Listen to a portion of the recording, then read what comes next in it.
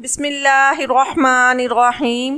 السلام علیکم۔ میرا نام نائلہ ہے اور سب مجھے پیار سے نوری کہتے تھے۔ ابا کام سے گھر لوٹے تو میں چارپائی پر ہی کتابیں کھولے بیٹھی تھی۔ ابا مجھے دیکھ کر مسکرا کر کہنے لگی کہ میری بیٹی تو ڈاکٹر بنے گی۔ ابا کی بات سن کر میں بھی مسکراتی تھی۔ ابا کی بس یہی خواہش تھی کہ میں پڑھ لکھ کر ڈاکٹر بن جاؤں۔ وہ آتے جاتے مجھے ڈاکٹرنی کہہ کر ہی پکارا کرتے تھے اور ان کی یہ بات سن کر اماں فخر سے چوڑی ہو جاتی۔ میں اپنے ماں باپ کی اکلوتی بیٹی تھی اور غریبی کے باوجود بھی وہ مجھے بہت اچھی تعلیم دلوا رہے تھے۔ میں اپنے ہی علاقے کے ایک درمیانی درجے کے پرائیویٹ اسکول میں پڑھ رہی تھی، لیکن اس کی فیس بھی ہماری اوقات سے باہر تھی۔ اسی وجہ سے ابا بہت زیادہ محنت کرتے اور اوور ٹائم بھی لگاتے، لیکن میری فیس ٹائم پر بھر دیتے تاکہ میری پڑھائی میں کوئی رکاوٹ نہ آئے۔ میرے پاس ہر وہ چیز تھی جو کلاس میں دوسرے بچوں کے پاس تھی۔ ابا کے کام سے گھر آتے ہی میں لاڈ سے ابا کے گلے لگ جاتی اور انہیں اپنے سارے دن کی کہانی سناتی۔ میں ابا کو ہر چھوٹی سے چھوٹی بات بھی بتانا نہیں بھولتی تھی۔ میں اپنا زیادہ تر وقت پڑھائی میں لگاتی۔ 12 سال کی عمر میں ہی غریبی نے مجھے بہت زیادہ ذمہ دار بنا دیا تھا اور میں ابا کی خواہش کو پورا کرنے کے لیے بہت زیادہ محنت کر رہی تھی۔ ابا گھر میں داخل ہوتے ہی سب سے پہلے میرا نام لے کر مجھے پکارتے اور اگر میں انہیں نظر نہ آتی تو وہ بے چین سے ہو جاتے۔ اماں سے بار بار میرا پوچھتے کہ نوری کہاں ہے۔ جب تک نوری مجھے نظر نہیں آتی مجھے سکون نہیں آتا۔ اماں اکثر ابا کو تنگ کرنے کے لیے کہتی ہے کہ جب سے یہ نوری پیدا ہوئی ہے آپ تو مجھ پر دھیان ہی نہیں دیتے۔ ابا اماں کو تنگ کرنے کے لیے کہتے کہ مجھے سب سے زیادہ نوری سے محبت ہے کیونکہ مجھے نوری میں تمہارا عکس نظر آتا ہے۔ اماں اور ابا دونوں ہی مجھے پیار سے نوری کہہ کر پکارتے تھے۔ ہمارا چھوٹا سا گھر میرے لیے کسی جنت سے کم نہیں تھا۔ غریبی کے باوجود بھی میرے ماں باپ نے میرے لیے وہ سب کچھ کیا تھا جو وہ کر سکتے تھے۔ میری اماں کہتی کہ نوری ڈاکٹر بنے گی اور سارے خاندان میں میرا نام روشن کرے گی۔ میں نے خود سے عہد کیا ہوا تھا میں ہر صورت ڈاکٹر بن کر ہی رہوں گی۔ میری اماں بہت ہی سیدھی سادی تھی جو گاؤں سے شادی کر کے شہر آئی تھی۔ اماں خود تو پڑھی لکھی نہیں تھی لیکن وہ مجھے پڑھانے کے لیے پوری محنت کر رہی تھی۔ گھر کے کام کاج سے فارغ ہونے کے بعد اماں محلے کی ایک عورت سے قمیضوں پر بٹن ٹانکنے کا کام کرنے جاتی تھی اور رات گہے تک بٹن ٹانگتی رہتی۔ اماں کی آنکھیں اتنی کمزور ہو گئی تھیں اب انہیں سوئی میں دھاگا ڈالنے میں بھی دقت پیش آتی تھی۔ بہت دفعہ میں نے امی سے کہا کہ آپ یہ کام نہ کیا کریں۔ میری بات سن کر اماں مسکرا کر کہتی کہ جب تک تو ڈاکٹر نہیں بن جاتی مجھے نظر آنا بند نہیں ہو سکتا۔ تیری پڑھائی کے لیے تو میں یہ کام کرتی ہوں، جب تو ڈاکٹر بن جائے گی تو ہم دونوں بوڑھے ماں باپ کو اتنا آرام دینا کہ ہمیں کوئی کام ہی نہ کرنا پڑے۔ میں محبت سے اماں کے ہاتھ چوم لیتی۔ کبھی کبھی سیاہ بختی ہماری گھات لگائے بیٹھی ہوتی ہے اور ہم پوری طرح بے خبر ہوتے ہیں۔ میرے ساتھ بھی قسمت نے ایسا ہی کھیل کھیلا تھا کہ میں ڈاکٹر بننے کی بجائے مریضہ بن چکی تھی۔ پچھلے 15 دن سے میں بستر پر پڑی زندگی اور موت کی جنگ لڑ رہی تھی۔ کئی گھنٹوں بعد مجھے ہوش آتا اور میری چیخوں سے ہسپتال کا کمرہ گونج اٹھتا۔ میں اذیت کی اس انتہا پر تھی جہاں موت زندگی سے کہیں زیادہ آسان لگتی ہے۔ میں ہوش میں آ کر آنکھیں کھولتی تو مجھے میرے ماں باپ سامنے کھڑے نظر آتے۔ میری آنکھوں سے خود بخود آنسو بہنے لگتے۔ ان 15 دنوں میں نے اپنے باپ کے چہرے کو جب بھی دیکھا مجھے ایسا محسوس ہوا کہ وہ بہت بوڑھے ہو چکے ہیں۔ اپنی پھول جیسی بیٹی کے غم نے انہیں نڈھال کر دیا تھا۔ میرے سارے سپنے ٹوٹ کر چور ہو چکے تھے، بلکہ میں تو اپنے سپنوں کی بہت بھاری قیمت چکا رہی تھی۔ کبھی کبھی ہم غریبوں کے خواب ہمارے لیے عذاب بن جاتے ہیں۔ میرے ساتھ بھی ایسا ہی ہوا تھا۔ اپنے خواب کو پورا کرنے کے لیے میں دن رات محنت کر رہی تھی اور دیکھتے ہی دیکھتے ایک درندے نے میری ساری محنت پر پانی پھیر کر مجھ سے زندہ رہنے کا حق بھی چھین لیا۔ میں بہت ہی سرخ و سفید اور پیاری سی بچی تھی۔ جو بھی مجھے دیکھتا وہ میری تعریف کیے بنا نہ رہتا۔ میرے اسکول میں آنے والے بچے مجھے پسند نہیں کرتے تھے۔ ان کی نظر میں ایک غریب بچی تھی جو ان کے ساتھ بیٹھنے کے لائق نہیں تھی، اور کچھ بچے تو میری خوبصورتی سے حسد کرنے لگے تھے کیونکہ ہر ٹیچر مجھ سے خود بخود پیار کرنے لگ جاتا۔ ایسے میں اسکول میں میری دوستی ندا سے ہو گئی۔ ندا ایک بہت ہی اچھی لڑکی تھی اور وہ پڑھائی میں بھی میری بہت مدد کرتی تھی۔ انہی دنوں ہمارے اسکول میں ریاضی کے ایک نئے استاد آئے۔ میں ہمیشہ سے ہی ریاضی میں بہت کمزور تھی، اور جب انہیں اس بات کا احساس ہوا تو وہ مجھ پر زیادہ توجہ دینے لگے۔ سب بچوں سے زیادہ وہ مجھ پر محنت کر رہے تھے اور ہر وقت میرے پاس کھڑے ہو کر مجھے سمجھاتے رہتے، کبھی سر پر ہاتھ پھیرتے تو کبھی میری گالوں کو کھینچ لیتے۔ مجھے ان کا یہ انداز بالکل بھی پسند نہیں تھا۔ میں 12 سال کی ایک ننھی پری تھی، مجھے زمانے کی اونچ نیچ کی زیادہ خبر نہیں تھی، لیکن پھر بھی میں ان کے ساتھ کچھ اچھا محسوس نہیں کرتی تھی۔ ایک دن استاد صاحب نے اعلان کیا کہ وہ چھٹی کے بعد اپنے گھر پر سارے بچوں کو ٹیوشن پڑھانا چاہتا ہے تاکہ سبھی بچے ریاضی میں بہتر ہو جائیں۔ میرے علاوہ کلاس کی اور بھی کچھ لڑکیاں ریاضی میں کمزور تھیں، اس لیے ہم سب نے ان سے پڑھنے کی حامی بھر لی۔ ویسے بھی ان کے پڑھانے کا انداز بہت اچھا تھا۔ میں نے ابا اماں سے اجازت مانگی تو ابا نے خوشی خوشی اجازت دے دی۔ استاد تو باپ کی جگہ ہوتا ہے۔ ابا نے کہا کہ اگر وہ تم پر اتنی محنت کر رہے ہیں تو تمہیں بھی انہیں ان کی محنت کا صلہ دینا چاہیے اور بہت اچھے سے پڑھ کر امتیازی نمبروں سے امتحان پاس کرنا چاہیے۔ میں نے خوش ہو کر ابا سے وعدہ کر لیا کہ اس دفعہ میں ریاضی میں بھی اچھے نمبر حاصل کروں گی اور اپنے استاد کا سر فخر سے بلند کر دوں۔ استاد صاحب نے مجھے مفت میں ٹیوشن پڑھانے کی بات کی تھی، اسی لیے پیسوں کا بھی کوئی مسئلہ نہیں تھا۔ میں اور کلاس کی کچھ لڑکیاں روزانہ چھٹی کے بعد اسکول سے نکل کر استاد صاحب کے گھر چلی جاتی اور استاد صاحب ہم سب کو ریاضی سمجھاتے۔ 2 دن بعد استاد صاحب اپنے ساتھ ایک لڑکی کو دوسرے کمرے میں لے گیا۔ وہ ایک گندا سا کباڑ والا کمرہ تھا۔ کچھ ہی دیر بعد جب وہ لڑکی واپس آئی تو وہ بہت خوش لگ رہی تھی۔ ہم سب نے ہی باری باری سے پوچھا کہ استاد صاحب تمہیں وہاں کیوں لے کر گئے تھے؟ اس نے ہمیں کچھ بھی نہ بتایا اور کہنے لگی، یہ ایک راز ہے جو استاد صاحب اور میرے درمیان ہے۔ سبھی لڑکیوں کے اندر تجسس نے جنم لے لیا، لیکن اس لڑکی نے کچھ نہ بتایا۔ اگلے دن چھٹی کے وقت استاد صاحب نے دوسری لڑکی کو اپنے ساتھ چلنے کو کہا تو وہ بھی ان کے ساتھ چلے گی اور واپسی پر اس کی خوشی دیکھنے والی تھی۔ سب لڑکیوں کو بہت ہی زیادہ تجسس ہوا، لیکن اس لڑکی نے بھی کچھ نہ بتایا اور کہنے لگی جو بھی جائے گا اسے فائدہ ہی ہوگا۔ ہم لوگ صبح اسکول میں پڑھائی کرتے اور چھٹی کے بعد استاد صاحب کے گھر چلے جاتے۔ میں واپس آ کر بھی گھر میں بہت محنت سے پڑھائی کیا کرتی۔ میرے ابا جی اس بات پر بہت خوش تھے۔ میں چلتی پھرتی خود کو خوابوں میں ڈاکٹر بنا دیکھا کرتی تھی۔ میری زندگی کا بس ایک ہی مقصد تھا کہ مجھے ڈاکٹر بن کے غریبوں کا علاج کرنا ہے۔ میں 8 سال کی تھی جب میری دادی بہت زیادہ بیمار ہو گئی تھی۔ پیسے نہ ہونے کی وجہ سے ہم ان کا صحیح طریقے سے علاج نہیں کروا پائے اور میری دادی مجھ سے بچھڑ گئی تھی۔ میں اپنی دادی سے بہت پیار کرتی تھی اور ان کی اس طرح بچھڑ جانے پر میرے دل میں ایک خلا سا پیدا ہو گیا تھا۔ میں نے اس دن خود سے وعدہ کیا کہ اب میں ڈاکٹر بنوں گی اور غریبوں کا مفت علاج کروں گی۔ اگلے دن پھر استاد صاحب نے ایک اور لڑکی کو بلایا اور چھٹی کے وقت اپنے ساتھ کمرے میں لے گئے۔ واپسی پر وہ لڑکی بھی بہت خوش تھی۔ میں سارا وقت اسی سوچ میں مگن رہی کہ نہ جانے استاد صاحب ایسا کیا کرتے ہیں کہ ہر لڑکی اس قدر خوش ہوتی ہے اور کوئی کچھ بتاتی بھی نہیں۔ میں بار بار یہی سوچتی کہ ایک نہ ایک دن میری باری بھی آئے گی، لیکن استاد صاحب کے ساتھ اس گندے سے کمرے میں جانے کا سوچ کر مجھے ڈر بھی لگتا تھا۔ میں نے سوچ لیا تھا کہ جب استاد صاحب مجھے بلائیں گے تو میں منع کر دوں گی۔ ان کی شخصیت کچھ عجیب سی تھی، کبھی وہ بہت ہی زیادہ خوش ہوتے اور کبھی ایک دم سے غصے میں آ جاتے۔ میری زندگی کا وہ بدترین دن آ چکا تھا جب استاد صاحب نے چھٹی کے وقت مجھے پکارا اور کہنے لگے کہ آج تمہاری باری ہے اور باقی سب بچے جا سکتے ہیں۔ یہ سن کر میں پریشان ہوگی کیونکہ میں ان کے ساتھ نہیں جانا چاہتی تھی،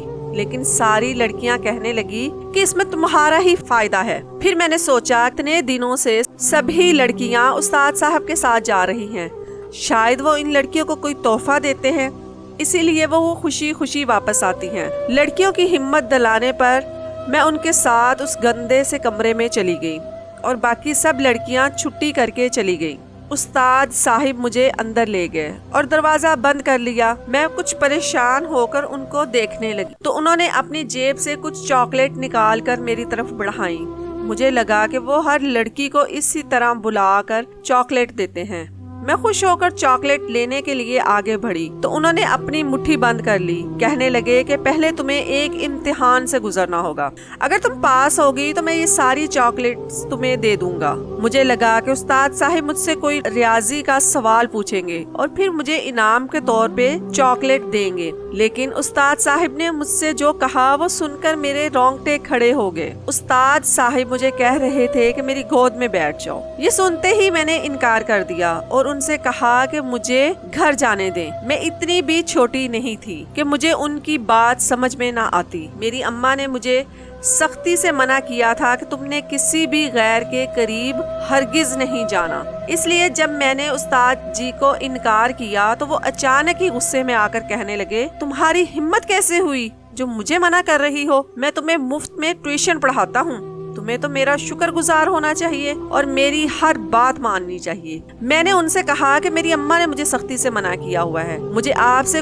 کچھ بھی نہیں چاہیے، بس آپ مجھے گھر جانے دیں۔ جیسے ہی ان کو اندازہ ہوا کہ گھی سیدھی انگلیوں سے نہیں نکلے گا تو وہ زبردستی پر اتر آئے اور انہوں نے مجھے دھکا دے کر چارپائی پر گرا دیا۔ اس سے پہلے کہ میں شور مچاتی انہوں نے اپنے ہاتھوں سے میرا منہ دبایا اور پھر میرے ہی دوپٹے سے میرا منہ باندھ دیا۔ میں پوری طرح تڑپ رہی تھی۔ ان کے لیے میری آواز بند کرنا کوئی مشکل کام نہیں تھا۔ کچھ ہی لمحوں میں استاد جی نے مجھے پوری طرح بے حجاب کر دیا۔ وہ استاد کے اعلیٰ مقام سے گر کر ایک وحشی درندے میں تبدیل ہو گئے تھے اور اس کے بعد جو کچھ انہوں نے میرے ساتھ کیا وہ ناقابل بیان تھا۔ میں اپنی آخری سانسوں کو پہنچ گئی تھی۔ انہیں اس بات کا یقین ہو گیا کہ اب میں نہیں بچوں گی تو وہ مجھے چھوڑ کر بھاگ گئے۔ میری سانسیں اکھڑ گئیں اور میں بے ہوش ہو چکی تھی۔ جب مجھے ہوش آیا تو میں نے خود کو ہسپتال کے بستر پر پایا، لیکن میری حالت ایسی تھی کہ میں اپنے حواسوں میں نہیں تھی۔ میری چیخوں اور فریادوں سے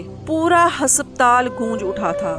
جب مجھے پوری طرح ہوش آیا تو میری حالت پاگلوں جیسی تھی۔ ڈاکٹروں نے مجھ پر دن رات محنت کی اور 1 مہینے کے بعد مجھے ہسپتال سے ڈسچارج کر دیا، لیکن میں ذہنی طور پر صحت یاب نہیں ہو سکی تھی۔ اماں ابا میں سے کوئی بھی مجھ سے اس بارے میں کوئی بات نہیں کرتا تھا، بلکہ وہ دونوں میری دل جوئی میں لگے رہتے تھے۔ لیکن جب بھی میری حالت تھوڑی بہتر ہوئی تو پولیس والے ہمارے گھر آ گئے اور کہنے لگے کہ نائلہ کی حالت اب بہتر ہے، اس لیے اب ہمیں اس کا بیان لینا ہے تاکہ مجرموں کو ان کے انجام تک پہنچایا جا سکے۔ ابا نے پولیس والوں کو یہ کہہ کر منع کرنا چاہا کہ میری بیٹی کی حالت بہتر نہیں ہے اور ہم اس گزرے ہوئے سانحہ کے بارے میں کوئی بھی بات نہیں کرتے ہیں، لیکن میں پولیس والوں کی آواز سن چکی تھی، اس لیے میں نے ابا سے کہا کہ میں بیان دینا چاہتی ہوں۔ میری بات سن کر ابا نے مجھے پریشان نظروں سے دیکھا۔ وہ مجھے دوبارہ اسی تکلیف سے گزرنے سے بچانا چاہتے تھے۔ میں نے ابا سے کہا کہ میرا بیان دینا بہت ضروری ہے ابا، ورنہ کوئی اور نائلہ میری طرح پھر کسی وحشی درندے کا شکار ہو جائے گی۔ پولیس والے انکل میرے پاس آ کر بیٹھ گئے تو میں نے انہیں شروع سے لے کر وہاں تک کی تمام داستان سنا دی جہاں تک مجھے ہوش تھا۔ اس سے آگے مجھے کچھ یاد نہیں تھا۔ اس سے آگے کا بیان میری ماں نے دینا شروع کیا تو اس وقت مجھے پتا چلا کہ میرے بے ہوش ہونے کے بعد کیا ہوا تھا۔ میری اماں نے پولیس والوں کو بتانا شروع کیا کہ جب نائلہ ٹیوشن سے واپس نہ لوٹی تو 2 گھنٹے گزر گئے تو میں نائلہ کی دوست ندا جو ہمارے گھر کے قریب ہی رہتی ہے وہاں اس کے گھر جا کر معلوم کیا تو وہاں جا کر مجھے پتا چلا کہ استاد جی روز ہی کسی نہ کسی لڑکی کو کمرے میں لے جاتے ہیں اور کوئی نہ کوئی چھوٹا سا تحفہ دیا کرتے ہیں۔ کیونکہ ندا نے مجھے بتایا تھا کہ سب لڑکیاں جا چکی تھیں اور میری نوری ابھی تک استاد جی کے پاس تھی۔ میں دوڑتی ہوئی استاد جی کے گھر تک پہنچ گئی۔ مجھے اپنی چپلوں کا ہوش تک نہ تھا۔ ان کا گھر اسکول سے تھوڑے ہی فاصلے پر تھا۔ وہاں پہنچ کر میں نے دیکھا کہ گھر کے باہر تالا لگا ہوا ہے۔ مجھے کچھ سمجھ نہیں آیا تو میں نے ارد گرد کے لوگوں کو روک کر پوچھنا شروع کر دیا، لیکن کسی نے بھی نائلہ کو استاد جی کے گھر سے نکلتے ہوئے نہیں دیکھا تھا۔ البتہ ایک شخص نے مجھے بتایا کہ استاد جی بہت تیزی سے گھر کو تالا لگا کر کہیں چلے گئے ہیں۔ یہ سنتے ہی میں نے لوگوں سے مدد کی درخواست کی اور کچھ لوگوں نے میری مدد کرنے کے لیے استاد جی کے گھر کا تالا توڑ دیا۔ جب میں اندر گئی تو بڑے سے کمرے کے اندر مجھے ایک چھوٹا سا دروازہ نظر آیا اور اس دروازے کے اندر داخل ہوتے ہی میری چیخیں آسمان کو پہنچ گئیں۔ میری بیٹی نوری بہت بری حالت میں پڑی تھی اور اس کا جو حال تھا اسے دیکھ کر میں بے حال ہو گئی تھی۔ میں نے فوراً ہی اپنی چادر اتار کر اپنی بیٹی پر ڈال دی اور لوگوں کی مدد سے میں نوری کو لے کر ہسپتال پہنچ گئی۔ نوری کے ابا کو بھی اس حادثے کی خبر مل گئی تھی اور وہ بھی فوراً ہسپتال چلے آئے۔ استاد جی کا کہیں کوئی پتہ نہیں چل سکا تھا۔ وہ شخص استاد کہلانے کے لائق ہی نہیں تھا۔ وہ استاد کے رتبے پر پہنچنے والا ایک شیطان تھا جس کے استاد جیسے معزز لفظ کو استعمال کیا تھا۔ پولیس والے کہنے لگے کہ ہم اس شخص کو بہت پہلے ہی پکڑ چکے ہیں، لیکن آپ لوگوں کی حالت ایسی نہیں تھی کہ ہم آپ کو اس کے بارے میں بتاتے۔ ہمارے لیے نوری کا بیان بہت ضروری تھا۔ اب جب کہ نوری خود بیان دے چکی ہے تو ہم آپ لوگوں کو یہ بتانا چاہیں گے کہ وہ درندہ پکڑا گیا ہے۔ وہ شخص اپنی ڈگریوں کا فائدہ اٹھاتے ہوئے کسی بھی چھوٹے سے پرائیویٹ اسکول میں نوکری کر لیتا ہے اور پھر وہاں کی بچیوں کو تعلیم دینے کے بہانے انہیں علیحدہ سے ٹیوشن سینٹر پر بلاتا ہے، اور جو لڑکی اسے پسند آ جاتی ہے اسے حاصل کرنے کے لیے وہ یہ کھیل کھیلتا ہے۔ نوری سے پہلے اس نے جتنی بھی لڑکیوں کو کمرے کے اندر بلایا تھا ان سب کے بیانات لیے جا چکے تھے۔ ان سب لڑکیوں کو وہ کچھ ٹافیاں اور چاکلیٹ دے کر واپس بھیج دیا کرتا تھا، ان کے ساتھ کوئی غلط حرکت نہیں کرتا تھا اور ساتھ ہی یہ تاکید کرتا تھا کہ باہر جا کر کسی کو بھی اس تحفے کے بارے میں نہ بتایا جائے۔ لڑکیاں اس سے وعدہ کر لیتی تھی اور اپنے وعدے پر قائم رہتی تھی۔